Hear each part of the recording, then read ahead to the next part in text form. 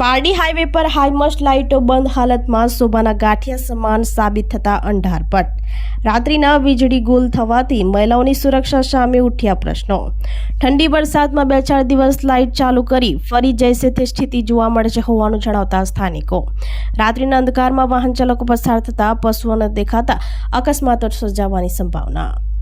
Pardi highway પર હાઈમસ્ટ લાઇટો બંધ હાલતમાં પડતા રાત્રિના સમયે અંધારપટ છવાયેલ રહે છે। નેશનલ હાઈવે નંબર 48 ઉપર વાહન ચાલકો સુરક્ષિત રીતે પસાર થાય તે માટે હાઈમસ્ટ લાઇટો ઊભી કરવામાં આવી છે, પરંતુ લાંબા સમયથી પારડી હાઈવે પર હાઈમસ્ટ લાઇટો અને સર્વિસ રસ્તાની સ્ટ્રીટ લાઇટો બંધ હાલતમાં પડતા વાહન ચાલકો પરેશાન થઈ રહ્યા છે, જેના કારણે અનેકવાર અકસ્માતો પણ સર્જાયા છે। સર્વિસ રોડ ઉપર ખાસ કરીને રખડતા ગાય, આખલા જેવા પશુ અડીંગો જમાવીને રાત્રિના બેસતા હોય છે, ત્યારે રાત્રિના અંધકારમાં વાહન ચાલકો પસાર થતા પશુઓ ન દેખાતા અકસ્માતો સર્જાવાની સંભાવના દેખાઈ રહી છે। રાત્રિના વીજળી ગુલ થવાથી મહિલાઓની સુરક્ષા સામે પ્રશ્નો ઉઠ્યા હતા।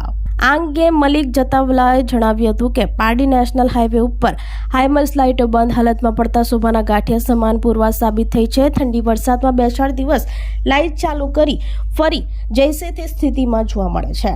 હાઈવે ઉપર રિફ્લેક્ટર કે લાઇટોના અભાવે વારંવાર અકસ્માતો સર્જાતા આવ્યા છે। હાઈવે પર કેટલીક હોસ્પિટલો, બસ સ્ટોપ આવેલ છે, કોઈપણ લાઇટની સુવિધા ન હોવાથી રાત્રિના લોકોને પરેશાનીનો સામનો કરવો પડે છે, ત્યારે ટોલટેક્સ ઉઘરાવતી હાઈવે એજન્સી વાહન ચાલકોને મૂળભૂત સુવિધા પૂરી પાડે તેવી માંગ કરી હતી।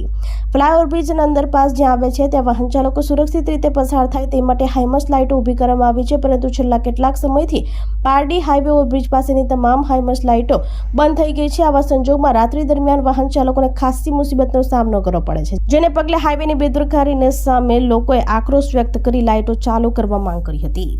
મારું મલિક જકાવલા નામ છે અને આપણે પારડી ગામમાં જે આ લાઇટ લગાવેલી છે બ્રિજ ઉપરની, તે વારંવાર બંધ થઈ જાય છે અને ખાલી મહિનામાં 1-2 વખત ચાલુ કરે છે અને આખું વર્ષ બંધ જ રહે છે।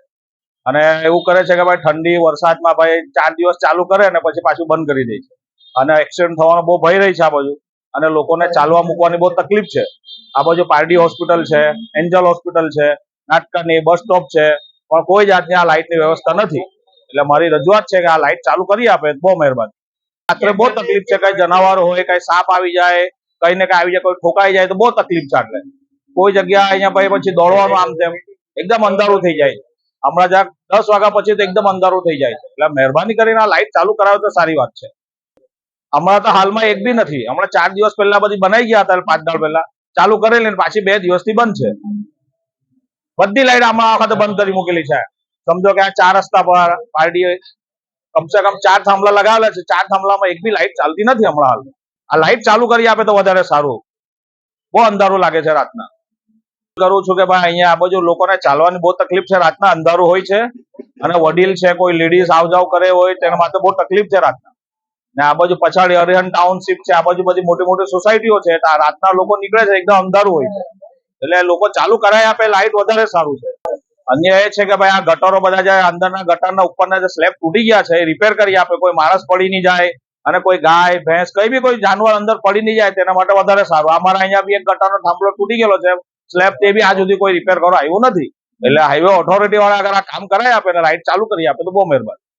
આપણી સંકલ્પ ન્યૂઝ ચેનલને સબસ્ક્રાઇબ અને લાઇક કરો, બેલ આઇકન દબાવો, જેથી આવનાર ન્યૂઝ અપડેટ્સની નોટિફિકેશન આપના મોબાઈલ પર સૌથી પહેલા પહોંચે। Like, subscribe and share the video.